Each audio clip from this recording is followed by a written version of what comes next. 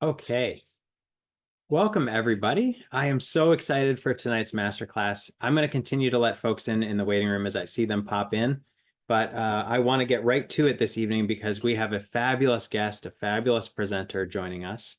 And for those of you that are not currently singing with Encore Creativity and maybe guests here with Encore University and our ongoing masterclass series, I want to welcome you. This is such a fun opportunity to meet with composer B.E. Boykin. And I'll tell you a little bit about Brittany Boykin here in just a moment. But first, for you new folks, you non-singers, you are so welcome here. Encore Creativity is the nation's largest choral organization, period. We have over 1,577 active singers in our ensembles. We have 43 choirs throughout the United States and a team of 20 of the best, most talented, most wonderful conductors leading those ensembles. So we are so grateful that you're here, and we hope after tonight that you might come consider singing with one of our ensembles.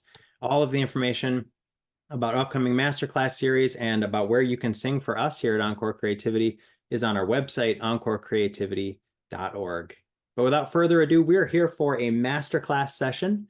And so we are joined by B.E. Boykin. And I'm going to read her bio in a second, but I want to give Brittany an opportunity to say hi. So, hey, Brittany, how you doing tonight? Hello. Hey, hello everyone. Thank y'all so much for coming in tonight. I'm so excited to see y'all. Yeah, we're so excited to see you too. And I'm going to spotlight Brittany's video here as soon as we get going. But I want to read a little bit about Brittany Boykin. Oh, and just a reminder, if you ever have any questions about for Brittany throughout the masterclass, pop them in the chat. We're going to remain muted throughout this entire experience. And I will make sure at the end of our session as MC to come back to that chat and make sure your questions get answered. Of course, if anytime Brittany asks you to unmute, you're welcome to unmute and join in the conversation. So, Brittany Elizabeth Boykin, B.E. Boykin, is a native of Alexandria, Virginia, and comes from a musical family. That's actually how I got to know Brittany Boykin because I was artistic director of the Alexandria Choral Society. And her being from Alexandria, she's kind of famous in Alexandria. At the age of 7, she began piano lessons and continued her studies through high school under the tutelage of Mrs. Alma Sanford. Mrs. Sanford guided her through various competitions, such as the NAACP's ACTSO, Act So competition, which is the Afro Academic, Cultural, Technological, and Scientific Olympics, where she garnered first place for 3 consecutive years in local competition, as well as being awarded the Washington Post Music and Dance Award in the spring of 2007. Boykin then pursued her classical piano studies at Spelman College under the leadership of Dr. Rachel Chung, and after graduating Spelman College in 2011 with a BA in music, Boykin continued her studies at Westminster Choir College of Rider University in Princeton, New Jersey. During her time at Westminster, she was awarded the R. and R. Young Composition Prize just a few months shy of graduating with her MM in Sacred Music with a concentration in choral studies in May of 2013. Boykin's piece, We Sing as One, was commissioned to celebrate Spelman College's 133rd anniversary of its founding at the 2014 Founders Day convocation. She has also been featured as the conductor and composer in residence for the 2017 Harry T. Burleigh Commemorative Spiritual Festival at Tennessee State University. She has been commissioned and collaborated with several organizations, including a number of ACDA divisions, the Minnesota Opera, and the Kennedy Center. She obtained her PhD from Georgia State University with an emphasis in music education and is currently an assistant professor of music at the Georgia Institute of Technology. And we, of course, are singing her fabulous piece in our chorales for you rockers. We're singing her Music of Life, that 3-part work that is just stunning. So would you please welcome Brittany B.E. Boykin? Oh, thank you so much. I saw some excitement when you said Alexandria, so I'm assuming some people are from there. So, hey, Alexandria folks. It is such an honor to be with you all tonight. I'm going to share a little bit about my journey, my compositional process, and we're going to do some listening and talking through some pieces, and then we'll end with Music of Life. But thank you all so much for joining tonight. All right, let's get started. Let's make sure everything is queued up. Okay. All right, I'm gonna share my screen. All right, so a little bit about me. I was born in Dayton, Ohio, but I grew up in the DMV. I was born in Dayton because my dad was in the military. He was in the Air Force. And so we were stationed at a military base. And so for about my first 10 years of life, we were in Dayton. And then he got transferred to the Pentagon. And so we moved to DC. And so that's why I grew up in Alexandria. So from about 10 through high school, I was in Alexandria, Virginia. I graduated from West Potomac High School, if you all know where that is. But yeah, I went to West Potomac High School. Shout out to the Wolverines and Mr. Ernest Johnson. If you all know him, he is local in the DC area. Teacher, educator, music theory teacher, but just phenomenal educator. And Miss Wilkerson, she was one of my orchestra teachers. So yeah, and then I ended up in Atlanta. So, music throughout the early years, I was exposed to a lot of different kinds of music growing up, mostly in the church. My parents sang in the church choir, so they would always kind of take us along with them because they didn't really have, I guess, childcare or babysitters. And why not? Why not have the kids sit in on choir rehearsal? So that's what we did most of my life. And then as I think about it, I was able to kind of start my early music learning in church, reading hymns, and actually having the hymnal to look at, and then putting two and two together as we were singing and reading music. So a lot of my foundation is because of the church. And of course, school. I had the type of family where it was required of all of us to study piano. So, me, my brother, and my sister, we all took piano lessons. And then we were given an option for a secondary instrument if we wanted to. I was the one that chose viola. So I studied piano and viola. I still have my viola. I'm not that good, but I still have it just in case I want to join a community orchestra one day. That is my hope. So yeah, and after school programs. My mom was very excited about joining a lot of different choral programs outside of school and outside of church. So we did like Children of the Gospel, I think is what it was called back then, and a few other programs. So lots and lots of music growing up. Education, like Brian said, I went to Spelman College to study piano performance. Piano was my main instrument, so that was the one that I was most comfortable with. I did audition for a few schools on viola, but of course, again, I wasn't that good. So it was best to stay with piano, stick to what you know. So I was accepted into their piano performance program. And it was there that I actually took my first class in formal composition. That's important. So please remember that as we continue to go on.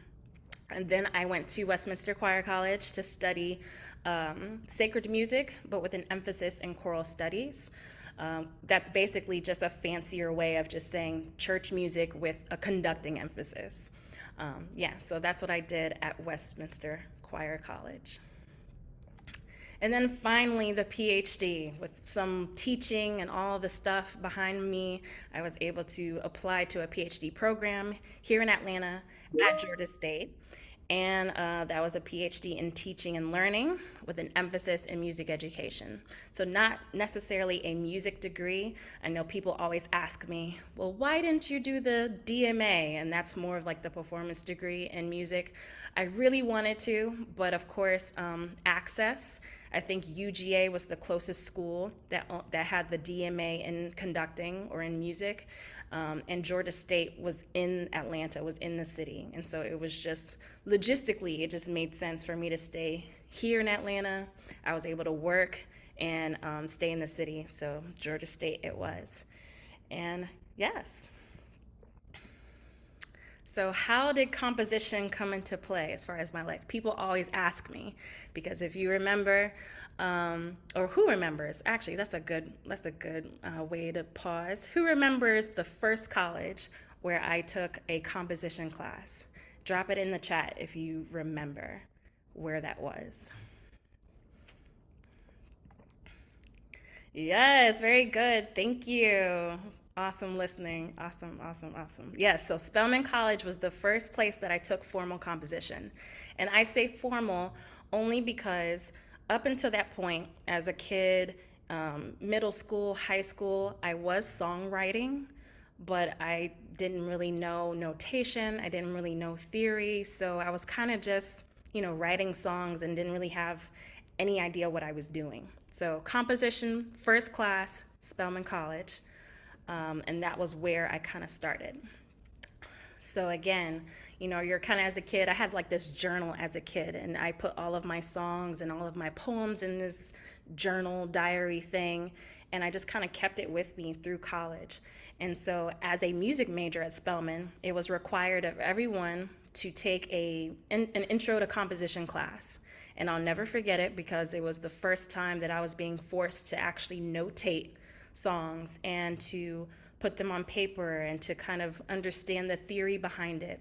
And my first homework assignment in this class with Dr. Kevin Johnson, who's still there, by the way, he is the current director of the Spelman College Glee Club. Our first homework assignment was to arrange a Negro spiritual. So again, this is my sophomore year. I'm still trying to figure things out. I'm still figuring out theory and notation, but that was our first homework assignment. And that ended up being my first choral composition, Go Down Moses. So Go Down Moses, I had written it for, or arranged it for treble voices and piano. And I brought it in to class, and I was like, okay, here's my homework assignment. And he looked at it, looked at me, and was like, you did this? And I was like, yeah. I was like, you said it was a homework assignment, so I just gave it my best try. And so he was like, okay. And then later on in rehearsal that day, because I was also in the Glee Club, I played for them all 4 years that I was there as a student. And he was like, Boykin, I made copies of your piece, so we're gonna sing through it today in rehearsal. And I was like, what? Yeah, okay. So that was actually my first kind of experience with choral composition, with a choir singing one of my pieces. It all started at Spelman College, and that was my sophomore year.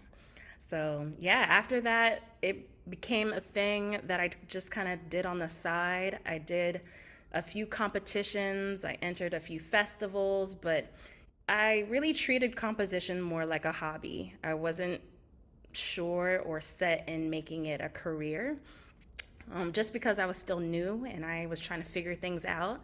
And I was like, I'm not sure about this, so we're gonna take our time. And of course, along the way, there were a few what I call musical barriers. Everyone probably has them in their journey at some point. And as a young adult, as a young musician trying to figure it out, I just knew that I loved music. I didn't know what I wanted to do exactly. I didn't know if it was conducting. I didn't know if it was piano performance. I didn't know if it was composition or if that was even a possibility because I hadn't really been exposed to a lot of uh, black composers, let alone black women composers. So, I was like, let's just try to see what's possible and talk to some people and see where things can lead. And of course, there were a few things that kind of got in the way of that as I was trying to explore all of those different career possibilities. Again, conducting, performance, and composition. Those were the three kind of big categories that I was looking at. And race became a thing, gender became a thing, and my quote unquote lack of education. I was exploring trying to connect to people in the field for mentorship, teaching, and it always seemed to come from people that you would be a great music teacher. And not saying that, I didn't think about teaching because I did, but it always seemed to kind of have this underlying thing of like, oh, well, you should be a music teacher because you're a woman and because you may be good at that as opposed to performance. And I was just like, okay, not sure how to receive that or take that.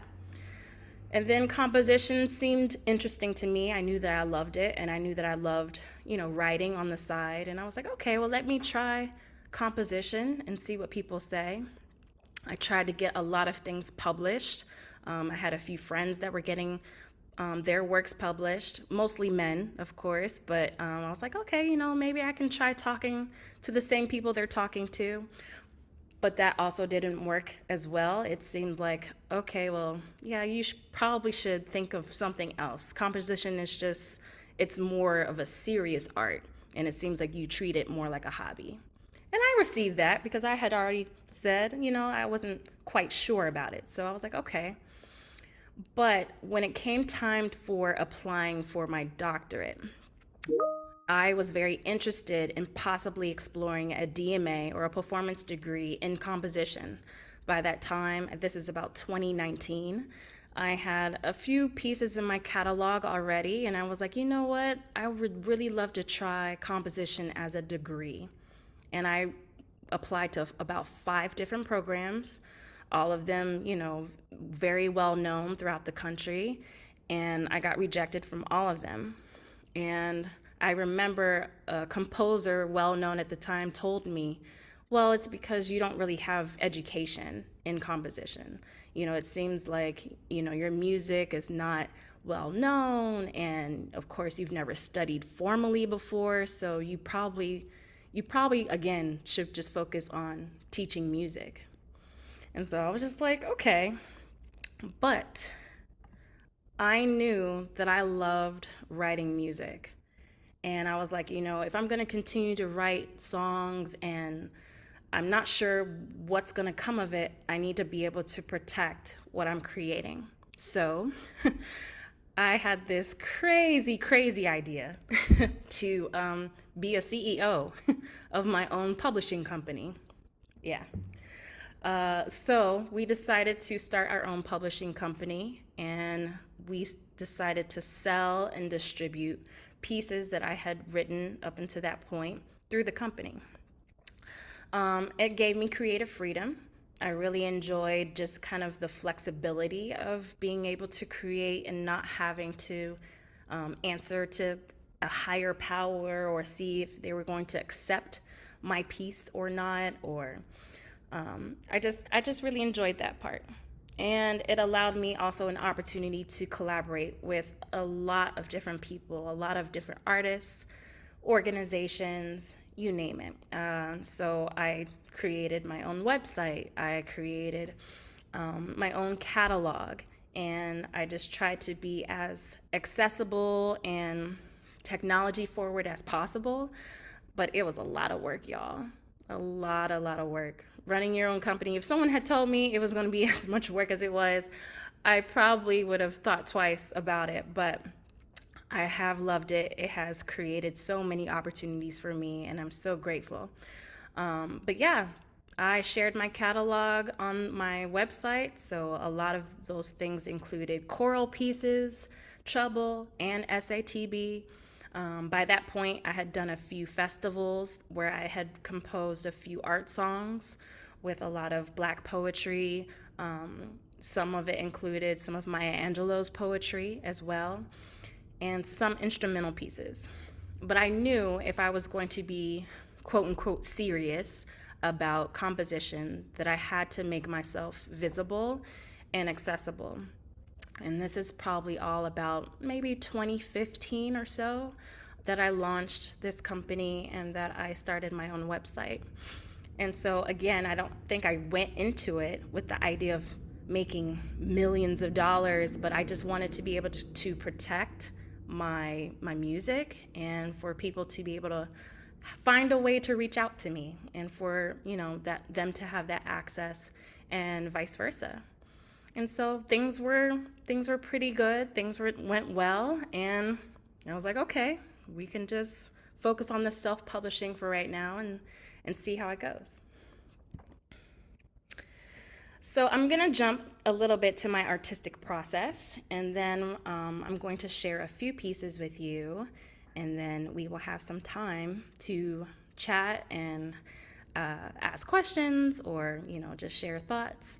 So there are 2 things for me, and I know this is just from my perspective. Every artist or every composer is different, but there are 2 major things when it comes to the artistic process for me: the business side, and then the actual creative process. So for the business side, a lot of times it will start with inquiry. People will send either an email or word of mouth and just let me know that, hey, like I'm really interested in working with you. What does that look like? And then we'll talk about the project and dates and what does that look like as far as teaming up. Do we need to bring in a writer? Because a lot of times people will ask me if I write my own text for pieces. That is not my preference. I think that I can do that, but it's not my preference. I really love finding poetry. I love finding things that are kind of already written because it allows me to kind of have that creative freedom and not kind of worry about, oh, like I also wrote the text. Like I think it just gives me a little bit of a fear sometimes. So I would prefer not to. But project scope, yeah. What are the themes of the project? What's the idea? What's the goal? What's the mission? Is it for an anniversary or is it in dedication of someone or all of that? So all of that's kind of discussed in like step two, and then the actual business contract. I like to work from a contract just because I think it makes everyone comfortable. Everything is always outlined in the contract as far as what text we're using. And especially if we're using a text with a living poet, because that's a whole nother ball game, and getting permissions from living writers and making sure that we have the right licensing and all of that stuff in place before we actually set anything to music. It's always important to be sure that we are covered and protected legally for my sake and also for the collaborator. So everything's always spelled out in the contract, and then of course the timeline of the project. So I like to work maybe about six months to 12 months out from when the projected performance is, only because I really like to sit with text for a long while before I start setting anything to music. But 6 months is probably the minimum. And I'm sorry, I'm not really looking at the chat. Let me pause here to just go back to some of this. Oh, I assumed and embarrassed about it that BE was a man. No, oh my God, but thank you for bringing that up because I know that it is confusing for some people to know that yes, BE is a woman. And I get the question all the time, well, why do you use your initials? Um, Early on, again, as I was trying to shop my music out to publishers and to major institutions, I felt like, and this could be just me in my head, but I felt like Britney, or when people would see the name Britney, it would automatically turn them off. And they would have this idea about me and about the music before they even heard it. And so I felt like, you know what, let's just try to let's just try to avoid some of that and go by our initials. Because I told myself, I'm like, even if it's just BE, like I'm still me and I'm still who I am. So even if I'm using my initials or not, I'm like, I'm a huge Harry Potter fan. So I was like, if J.K. Rowling can do it, so can I. So we decided to use our initials. But yes, they represent Brittany Elizabeth. I'm very grateful for my name, but I also think BE is kind of cool too. So we decided to stick with that. Um, oh, relatively few men attending this talk. Well, maybe they'll join later, or maybe they'll watch later. Hopefully. um, I think you would have to. Aw, thank you. Amazing talent you have. People would have jumped to work with you as you're starting out. Way to go. Thank you. You have a beautiful speaking voice. Aw, thank you.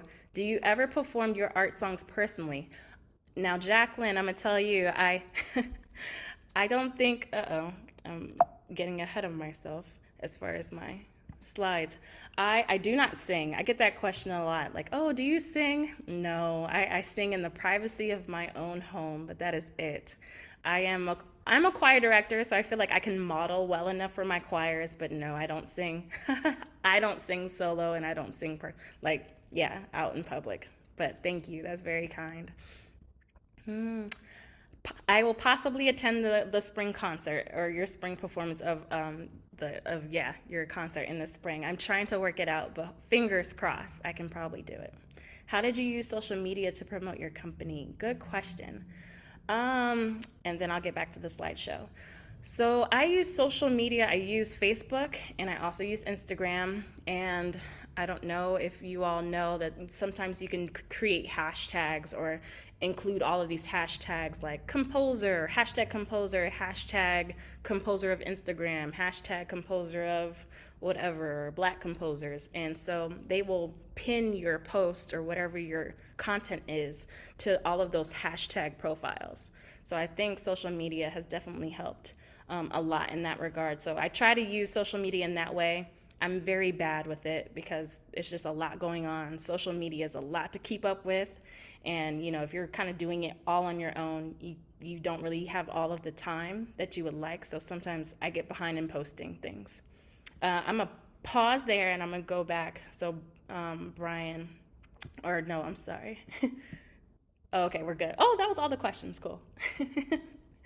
Awesome. So, the artistic side of my process.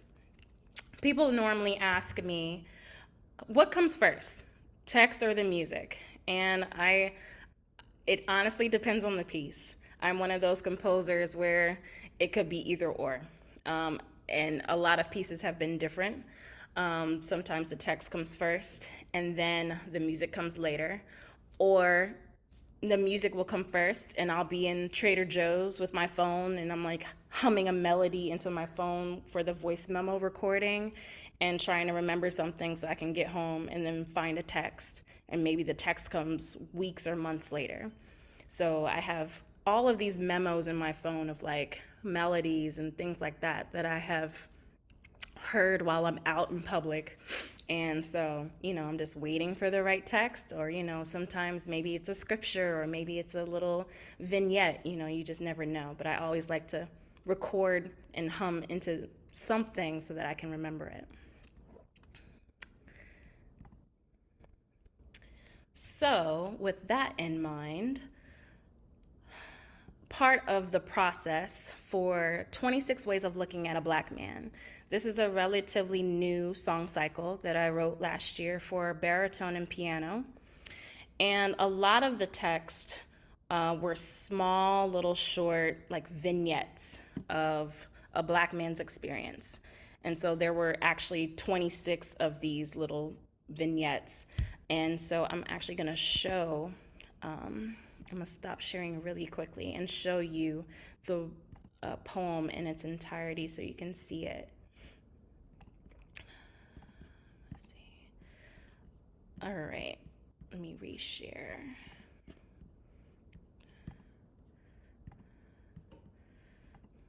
So the song cycle was commissioned by Mara Opera, and it was premiered by baritone Sydney Outlaw and Warren Jones.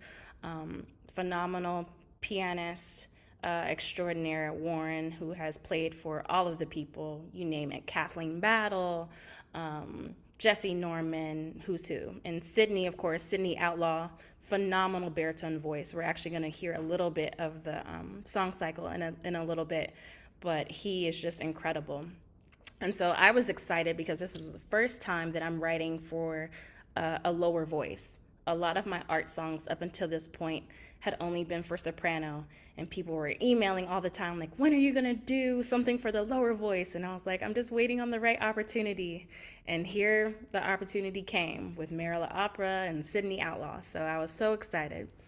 So the process for this was we were given, we being me and Sydney, because he was the one singing it, I wanted him to be as involved in the process as possible. And so we were given a book of poems. And so they sent him a copy and they sent me a copy. And so he and I both kind of skimmed through the book. There were hundreds and hundreds of poems by different people. And we just tabbed the ones that we were really interested in. And by the time that we kept meeting week after week and we were scaling things down, we're like, okay, come back to the next meeting with your top 5. Come back to the next meeting with your top 3. And by the time we got to that last meeting with our top three, we both had 26 ways of looking at a black man tabbed in this book of hundreds of poems. And so we thought that was like crazy cool. And so we said, hey, there might be something here. Let's dive into this a little bit more. So as you can see, 26 ways, literally, broken down into these small little vignettes. The first one says, on the road we met a black man, but no one else. But literally, you have all of these different kind of ideas or experiences told from the perspective of a black man, or they're talking about a black man. And so I was like, okay, and I'm gonna stop sharing so we can go back to the slideshow. I was like, there's no way I can just write 26 songs. That's ridiculous. And it's going to be an hour long or whatever else. I was like, we cannot do that. So how can we figure out a way to kind of consolidate some of these vignettes? And so I have a picture over here to the right of how my office looked like, what is that movie? A Beautiful Mind. So what I did was I printed out the entire poem and I cut up each vignette and I just had them all over the place. And I was trying to categorize them the best way that I could. And then I found bigger categories and then bigger categories. And by the time I was finished, I had 7 large categories. And so one of them was sacrifice. So here's a picture of that category. And it has, as you can see, 3 of the 26 ways. It has, what is that? 19, 7, and 21. So I'm sure, I don't know if Raymond Patterson would appreciate that, but that was the best way that I could best kind of consolidate all of those 26 ways. And so each song is literally either 3 or 4 of those small vignettes. So I wanted to play a little bit of the song cycle for you all so you could hear it. And I just want to be sure that the sound is going to come through. So let me know just in case if you can't hear it. But here is Warren and Sydney. Sydney Outlaw is the baritone.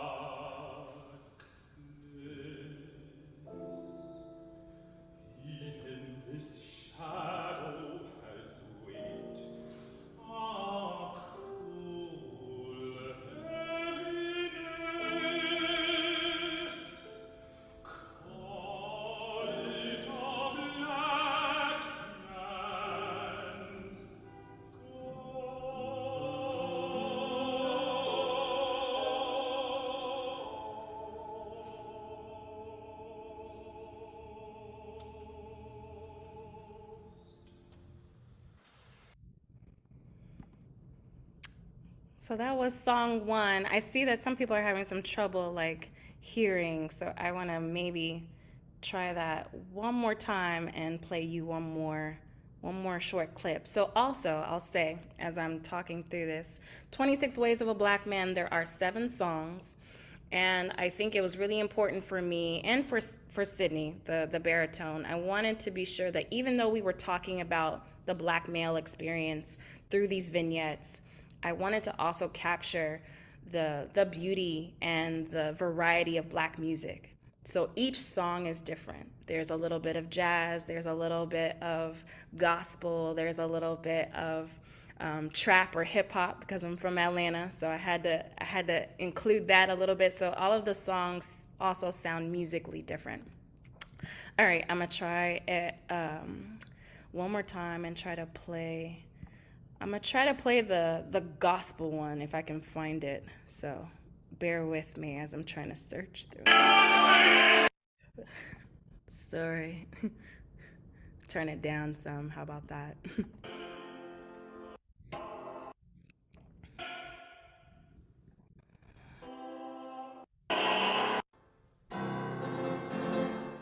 Okay, so I'll do the kind of hip hop ish one because that's the one I was able to find. So I think this is song 4, and it's called Justice.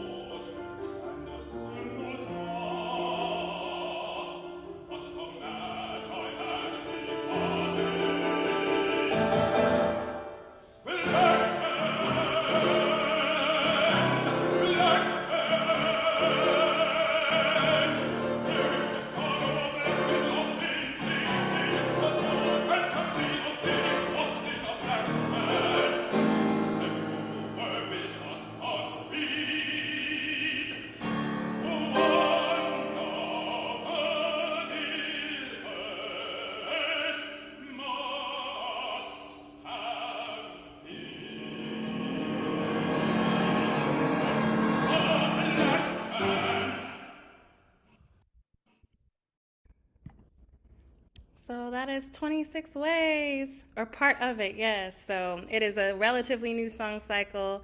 Sydney has been amazing. He has taken it and done recitals all over the place. Sydney teaches at the Manhattan School of Music, so he took it there to do a recital. But he was also one of I think it's called like the State Department arts ambassadors. So he's taken it out of the country as well. So it's already had its international premiere in Chad, and I want to say maybe Nigeria. So, but yeah, so it's been really exciting to work with Sydney and Warren. I'm gonna go back to this chat just in case there were a few questions, but it looks like awesome. Yeah, thank you all. Thank you all for your words and your compliments. How did you decide, what order to put them in? Great question. So I really left that to Sydney. I try to really lean to the recommendation of the vocalist or to the singer, depending on what's comfortable for them in the performance. And so he kind of, he had a huge part in placing the order together. So I think when we get ready for publishing, I'll probably keep that order.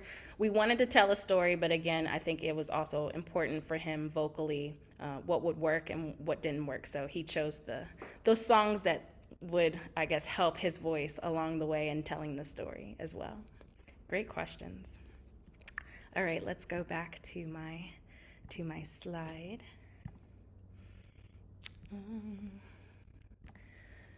Silver Rain is another piece. I love poetry. I love Langston Hughes. I love Maya Angelou. I just love poetry. And I really love descriptive poetry. And I also love poetry that relates to nature, i.e., music of life. But yeah, Silver Rain, when I saw this and Langston Hughes was writing, I was like, oh my gosh, this is gorgeous.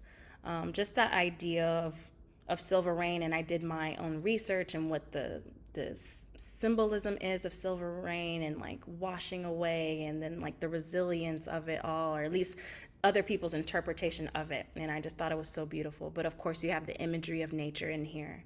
In time of silver rain, the earth puts forth new life again. Green grasses grow and flowers lift their heads, and over all the plains the wonder spreads of life. And I think when I read poems like this, and of course butterflies, because butterflies are my favorite thing, and that's in the second stanza. But I love poetry that is just descriptive, and I just think when you think about life and you think about nature and you see pictures of sunsets and trees and living and breathing animals, it's just it always pulls you in. And I just think when people are so gifted and talented to be able to put that to paper, I'm like, okay, I hear a song. It literally is screaming off the page. I feel like I hear a song, I hear a melody with this. Let me try to see what I can interpret and put it, put it through musically. So I would like to share this piece. Silver Rain is a new piece. It just came out last summer with Oxford University Press. It's for treble voices, piano, and for cello. This is actually the first piece that I've written for with choir and cello. And this is the piece that I have to use my Bluetooth because when they did the recording session, apparently they mixed it down so low. So whenever you hear it on Apple Music or even YouTube, like even if you have the volume turned all the way up for whatever reason, you can barely hear it. So I'm gonna do my best to play it through my Bluetooth speaker. We tested it out. Brian and I tested this out before you all joined. So yeah, but I think I'm going to at least share this slide so you can see the text, but the music is coming from my Bluetooth speaker.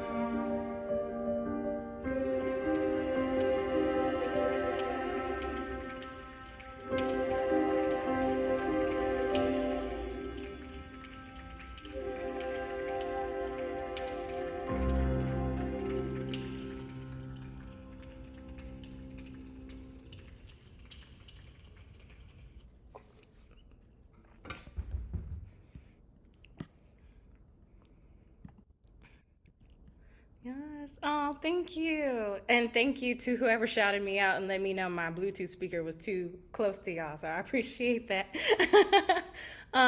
Yeah. So yeah, that's one of my new favorites now, with treble voices and cello. So yeah, thank you all. Oh yeah, I hope you all are able to sing it. Yeah, shameless plug.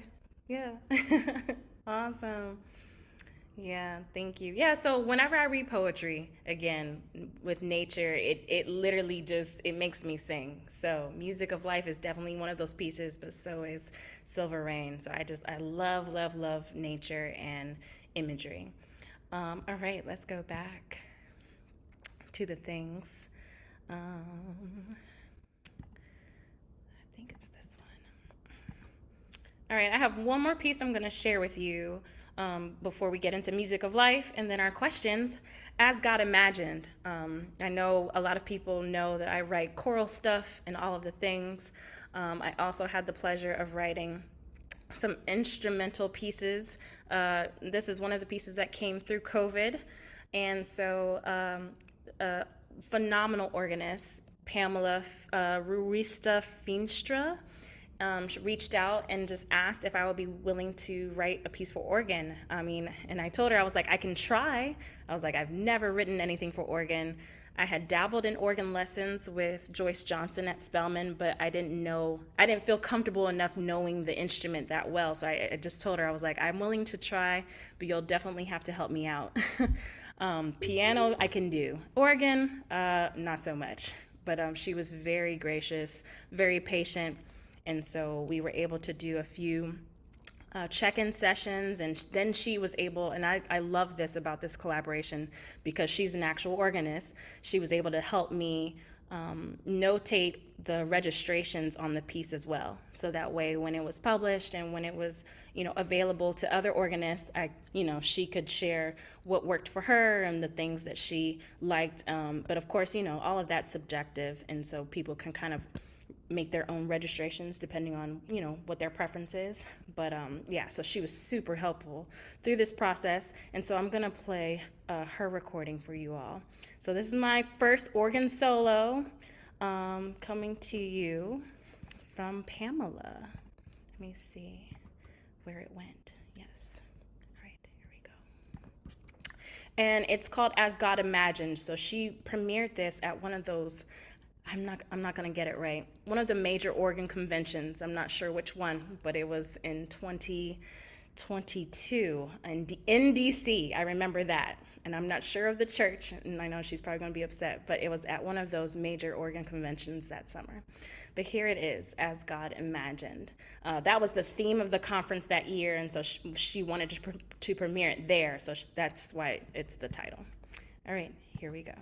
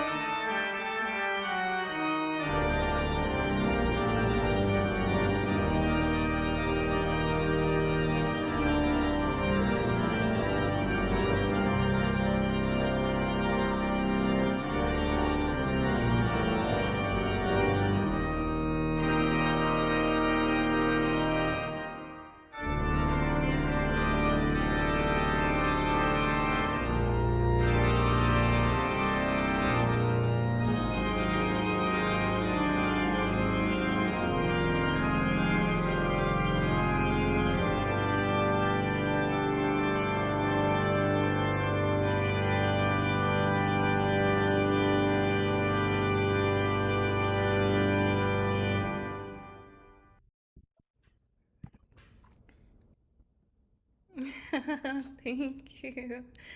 Yeah, so I know some people have asked sometimes like, well, how did you compose for organ if you've never studied organ before? And I think I just tried to focus on a melody first. And I know like some of those phenomenal organ pieces, the preludes, the fugues, the toccatas, they all have like that kind of that theme, that those few measures that have like a thematic material, and I just tried to expand on that. But actually had to play through it on the piano first. I attempted the organ, but I was like, okay, and I'm gonna let Pamela do that. But yeah, so definitely had the theme first, and then just tried to experiment. And I noticed that, with the title As God Imagined, I was like, okay, God, G, imagined, D. So I literally tried to like center all of that thematic material between the tonalities of G and D. So there's a lot of like G pedal, there's a lot of D pedal. So all of that's throughout the piece. So yeah. Thank you. Thank you all so much. I'm looking at the chat really quickly. Thank you, thank you. And if I miss any of these questions, please feel free to ask them at the end. So going back to the slideshow, I know we'll talk a little bit about music of life, but it's very similar to uh, what I said about In Silver Rain. I'm immediately drawn to poems that have any imagery of nature and relating it to music, but just nature in general. But what really pulled me into this particular poem, Music of Growth by George Parsons Lathrop. I believe his dates were like 1850s to 1890. And I just loved how he related nature to music. I had never, read anything like this before. And so I was just immediately drawn in. And I was like, you know what? I hear another song coming on. He's talking about heaven. He's talking about just how, silky wings. I took silky wings as something like butterflies or, even birds, birds that have those beautiful kind of fluorescent looking wings. So I loved his imagery in this piece. And so with that, I wanted to focus on a melody that was very simple, that was very singable, and that was accompanied by beautiful accompaniment. And I think, the accompaniment, it's flowy, it has the fast notes in the piano, and I wanted to maybe help paint imagery of like rivers or creeks flowing through nature, um, the water, and how that kind of assists nature and how we see it. So I always thought about the piano as like moving water. But definitely the melody being accessible. And I've just been so excited because people have always said like, oh, the melody is just it's so beautiful, and it's simple, but it's beautiful. And I think that's why it's been so exciting to see and hear, so many people love the piece. They've enjoyed singing it. So I was just so excited to hear that you all were doing it. So yeah, that's a little bit of an insight of music of life. And I wanted to drop the social media just in case you all wanted to follow along and see what else is going on. I'm trying to do better about posting things in advance, concerts, sharing videos, all of the stuff. But that is my social media. I'm on Instagram at underscore Clavia, and Facebook. B.E. Boykin is the artist page, but I try to treat them the same and post the same content in both places, just in case. So I know it's 8:30, and I know we were going to set some time aside for discussion, questions, thoughts, and comments. So now is that time, but I wanted to say again, thank you all for tuning in. Thank you all for just listening and for your love and your support in the chat. I really, really appreciate it. So yeah, let's chat. That was incredible. Thank you so much for that presentation, Brittany. Uh, I feel on behalf of everybody, we just learned so much, have such a deeper appreciation for your already wonderful writing. And we have approximately 1,200 chorale members singing your music of life currently. Uh, which is pretty wild if you think about it. So I know that members will likely have some questions about that piece in particular. But why don't we pop back up to the top of the chat and just make our way down to make sure we didn't miss any questions along the way. Yeah, sure. Trying Oh, to. so many wonderful compliments about uh, No, I'm so. Silver Rain. I think that I received at least 10 personal messages that said, "Would you please program Silver Rain for us?" And I don't remember who it was. It may have been Karen, uh, who asked, "Are you considering adding a tenor and a bass part to Silver Rain? Because we tend to sing in SATB mix formation." Okay, yes. So that's actually what happened with Music of Life. So Music of Life was originally for treble, and then I kept getting emails about, well, what about the TTB and what about SATB? So yes, I think I will try to figure out different voicings for that. So I will definitely keep y'all posted. But yes, I do see that happening. I loved hearing you describe some of your music, particularly piano, as being like water. And so many folks in the chat, both publicly and privately, have said that they can hear movement in your work, and are asking about whether you've considered adding any choreography beyond the snapping we heard in Silver Rain. Oh, yeah, not so much. I don't think I've thought about choreography, but I would definitely be open to it. I think that's one of the many joys of being a composer and seeing how different ensembles and groups kind of interpret the music. And if they come up with their own choreography, I'm like, yeah, I'm all for it. So I'm always open. Love to see it. Tony asks, after hearing Sydney sing your music, he wonders if you might have an opera in the works. Oh yes, so I did not talk about that, but I have been working on opera. That has been a very new journey for me within the last year.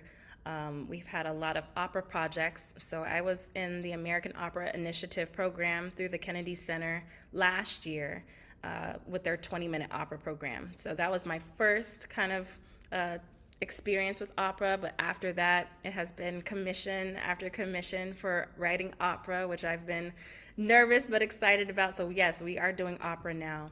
The next one is with Finger Lakes Opera. They're based in Rochester, New York. And that opera is called Two Corners. And it's about 45 minutes long. But then after that, it'll be with Minnesota Opera. And yeah, we're working on projects. So, yes, for the next few years, you will probably see opera. So, yes, we're excited. Oh, that's great. Well, you're gonna have approximately 1,500 new fans, so they'll probably be following your career Oh closely. yeah, yeah. I would love that. That's awesome. Nadia asked a question that I want to highlight about the way you write works as an instrumentalist first. Because we had a master class with Sarah Quartel, and she told us that one of the ways that she writes music is that she sings through every single part. So if you don't do that, Nadia asks, how do you compose your choral works for voices? No, I actually do something very similar. So yeah, I sing it, but I also make sure that I enjoy singing it. And if I don't Yeah. enjoy singing anything, it doesn't really make it to the paper. So yes, I do try to use that idea and just ask myself if I'm singing through something, if I don't enjoy it, why would any other choir enjoy singing it? So yeah, I always try to think about that too. So I try to sing through everything as well. That's great. And I loved this comment from Margarita. I'll just read the whole thing out loud. As a 70-something Black woman reared in the South, I'm so familiar with the limitation message and heartbroken that we are still hearing it. I am so proud of you for refusing to accept the limitations that others have tried to impose on you. Oh, thank you. That means a lot. Yeah, I think people are always surprised because, yeah, I'm like, this is not something that happened 50 or 60 years ago to me. I mean, we're talking about 2017, 2019 when I was applying to school. So it's just always, I think, eye-opening. But I'm very grateful. You know, I've had great teachers and support around me to kind of help push me through. But yeah, thank you. And you started Clavia as your own publishing house, but you're also working with Oxford University Press now. And so Sarah Cortell's a familiar name. Bob Chilcott, I imagine, is a familiar name. They're all Oxford University Press. How have you been splitting your time between those two, self-publishing and working with Oxford? Yeah, so I actually ended up. So if I started Clavia just for the first few years of my career as a composer, everything was put through there. But there came a time, I want to say actually it was COVID. So COVID happened in 2020. It felt like overnight people were like, "Oh, I want to do your pieces. I want to do your music." And I couldn't handle all of the workload. So I had to start shopping everything out. So Oxford University Press is a publishing company that I'm signed with. I'm also with Graphite Publishing, which is another company run by another composer, Jocelyn Hagan. Just to kind of share some of the work because it was becoming a lot for this one woman company. Yeah, so I was like, I needed help. So yeah, so I have it between those three companies right now. That's great. And I'm sorry we're jumping around from piece to piece, but I'm following in the chat here. And one of the questions is related to the organ composition. What does the term registrations mean? I'm wondering whether you might explain that as the composer. I'm not an organist, but I will do my best. So, if you've ever seen an organ, they have like these things on the side called stops, and then they all have different sound qualities. Some, and they're based, I think, on the reeds in the pipes. So they could be 4 feet, 6 feet. They all have numbers attached to them. 4 feet, 8 feet, 16, and then 12. But yeah, so all of that are different kind of sounds. And then so the organist is able to choose as many of those combinations of sounds to basically what you're hearing as far as the organ performance. So I don't know if you noticed in the video, even though the video and audio weren't matching, she was kind of pushing buttons. And so sometimes organists will preset those or registrations and then hit buttons throughout a piece to change the sound in the organ. Thank you. And would That's you the best remind us way, who, that's the best way I could explain it. I think that's great. Yeah. Would you remind us who that organist was? We have a couple of folks that are looking for Yeah. info. Yeah. Her name is Pamela. I just want to get her last name correct. So 1 second. Pamela Reuter Feenstra. I'll put it in the chat. Um, Great. it's hyphenated, but I believe she's based in the DC area. So I will put that in the chat. Yeah. So many comments about Music of Life being one of their favorites in our programming. We're learning nine for our chorale and rockers, between 8 and 9 individual octavos. We typically do that each semester, once in the fall and once in the spring. Music of Life is one of the 9 for our chorale. And I have a question about the voicing. Mm-hmm. Typically, when we rehearse and perform works, it's SATB, but this is a different work. It's SAB. What was the decision-making process as you moved it from SSAA to SAB? I think Oxford came to me about accessibility. I think they were getting some interest from like a lot of like middle school choirs, and so sometimes as the voice is changing, it's easier for some of those arrangements to be voiced for SAB, and so I had to kind of rethink that. But yeah, I was like, oh yeah, sure. But then it became TTB and then SATB, so I'm like, yes, music of life for everybody. So yeah, so that's how it started. Yeah. Lori's asking, do you use any composition software as you create your works? Yes, I use Finale. Finale was what I started with at Spelman, and it's just been easier to kind of hang on to that, even though I know that I need to start learning Sibelius. Sibelius is the other common one. I hear that Sibelius is a little bit easier as far as transferring files from the actual software to other softwares like Pro Tools or Avid or any of those other kind of music production software. So I need to start learning Sibelius. I just haven't done it yet, but I do use Finale. Karen says, I noticed a lot of minor key work in Silver Rain and Music of Life. It works beautifully. Do you do a lot of minor key work? Just something that struck me listening to its beauty. I don't know if I've ever noticed that. So that would be very interesting. If I am drawn to minor keys, I think it's because I want to maybe just not fall into the idea of like, oh, minor means sad. I think growing up, as a music student, you hear that it's like, oh, major's happy and then minor's sad. But there's just so much beautiful things and so much beauty in a minor key, and it doesn't always have to sound sad. So I think that's probably why I'm always maybe inclined to write minor. Great question. Yeah, and Tony, if you wouldn't mind popping your question into the chat again. I think you're asking about what opera was at the Kennedy Center. Oh, yeah. So the American Opera Initiative, my short opera was titled Oshun, Oshun, and it was about West African Orishas. If you know anything about West African mythology, or it's actually like a religion. So Orishas are gods and goddesses, and so it was the story of Oshun and three of her like kind of Orisha-like brothers. But yeah, it was a story of her life. Oh, that's great. Thank you for clarifying that. Hmm. Shelley says, where does the music come from? Does it just pop into your head? Yes, that is exactly what happens. Yeah, people ask all the time because, again, I've never really studied theory. I've never really studied composition, so I've always wondered too.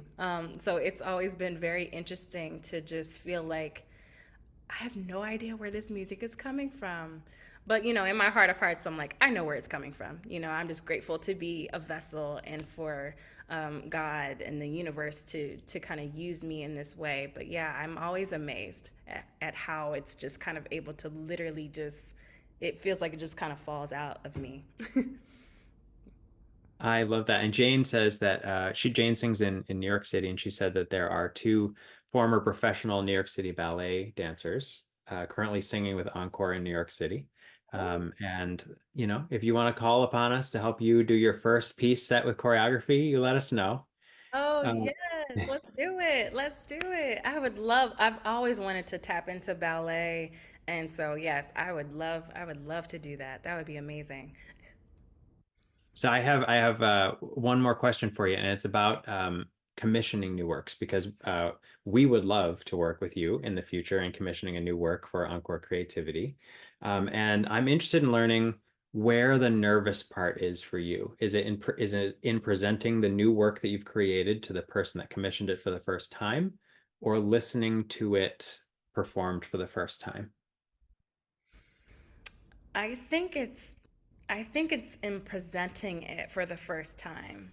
That first initial like draft deadline, and then you're like waiting to hear back from the conductor or the commissioner just to see like what their thoughts are. I think that's always like the most nerve-wracking part of the process for me. Like I know I like it, but I'm like, will they like it? Is it going to fit what they wanted? Like that's always very nerve-wracking.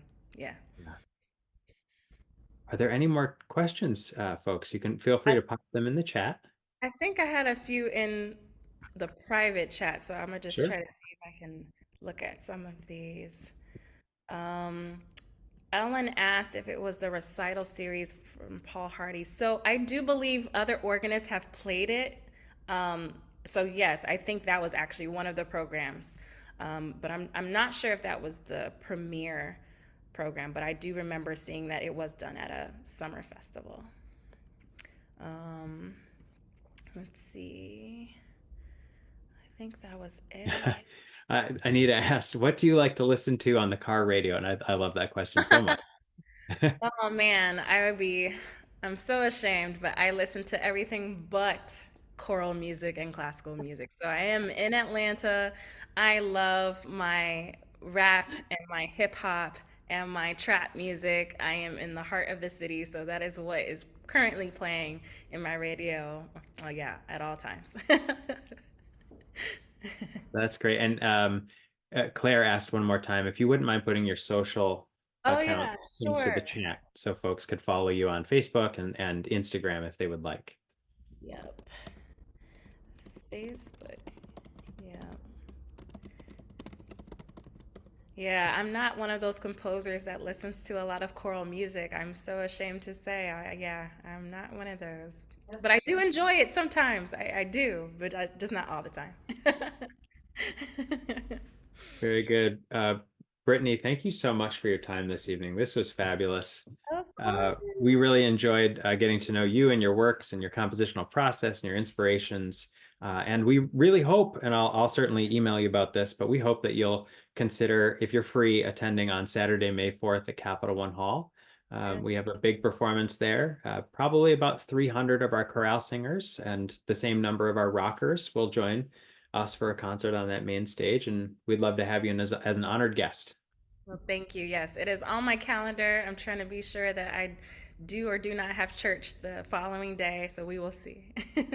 But yes, I would Very love to good. come. Thank you all so much for having me tonight. It's been a joy. Thank you. Thank you so much. Can we all, on behalf of Encore Creativity, give B.E. Boykin a big round of applause and a thank you? And for those of you that are joining us on demand, thank you for attending. For those of you here, this will be posted within the next few days. So you can go ahead and download it and rewatch it. And we certainly hope you do and continue to join us for our ongoing masterclass series as part of Encore University. Thank you, Brittany Boykin, and thank you all for attending this evening. Thank Thank you. you, everyone. Bye.